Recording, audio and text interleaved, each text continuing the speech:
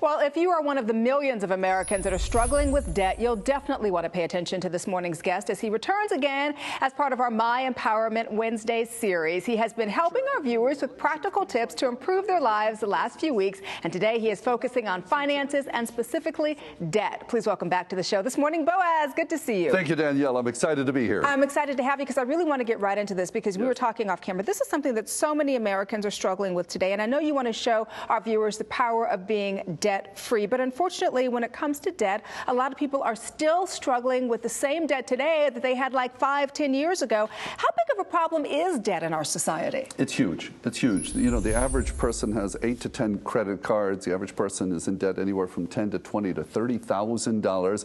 Some people, when you add student loans, you're getting up to $100,000 or more. It is a huge problem. When it comes to debt, what are some of the problems that can occur?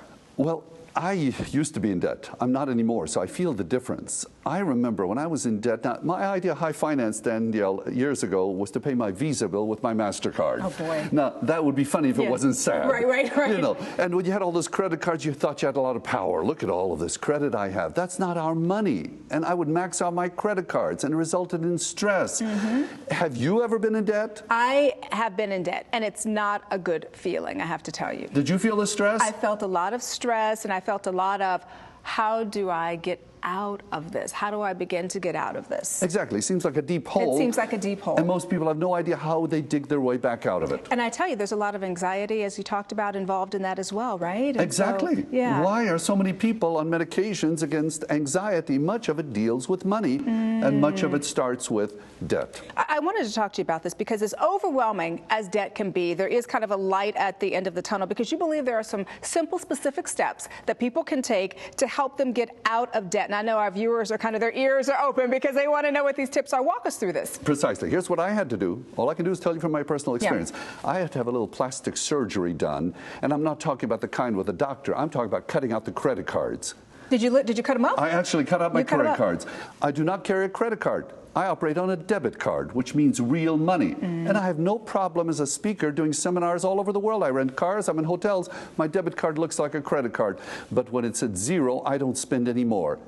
There was a time when we had to stop at zero, but with credit cards, we could go all the way to the poorhouse in the minus. It's true. It's true. But you know why that is? A lot of that has to do, BOAZ, was with the fact that so many of us tend to impulse buy.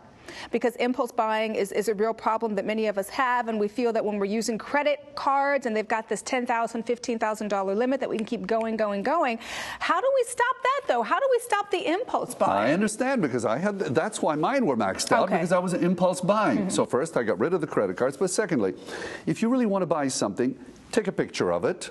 Most people on their phone can take a picture of something right on the spot. Print it, put it on your refrigerator, and leave it there for 30 days. And at the end of 30 days, if you still want to get that, go ahead and get it. I bet you will look at it and say, what was I thinking? Let me tell you why I'm laughing, because that dress is not going to be there in 30 days. That dress is only going to be there in 5. Now so I got to get that dress now. We have taken care of you. No. But if you have no credit cards, because credit cards look like Monopoly to your mind. Right. And you know, they let you put your NFL football team logo on your credit card so you can cheer for your favorite team while you're going poor. So if people have a stack of debts, let's say you and I, we have a stack of debt, 10 debts. Here's the way we pay them off. We make a list from the smallest one to the biggest one, and we make minimum payments on number 2 through number 10. We focus on the smallest one first. Most people do this wrong. They look at the biggest one. That'll take 3 lifetimes to pay off. But the smallest one is a goal I can see. I can pay off a couple of $100. Then I take whatever I was paying on the first, add that to the second one, and that's the incremental way that we move up to eventually work on the big one. It gives us momentum. It gives us momentum, but here's the thing. I think as a society, we've kind of come to accept debt, right? It's kind of been one of those things that, I've got debt, and so does everybody else. But what are the rewards of being debt-free? And I know that you said you are debt-free today. Why do you feel that's so important? Because debt can cause divorces, it can cause heart attacks, it can cause all kinds of severe problems in our lives. And so we're really causing some of our own problems by being in debt. And how can we complain about the government being deeply in debt if we're deeply in debt? So the opposite is also true.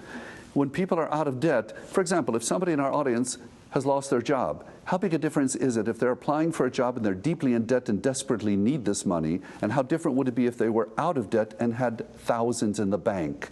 The confidence level is totally different. And I wanted to ask you about that confidence level, because being debt-free has a lot to do with one's confidence as well. Absolutely. Absolutely. Because just think about it. If anybody's in our audience today and they are $20,000 in debt, if we can snap our fingers and say your debt is gone and you have $20,000 in cash in the bank in a savings account, the entire focus of that person's confidence has just changed dramatically. Absolutely. Money gives us power.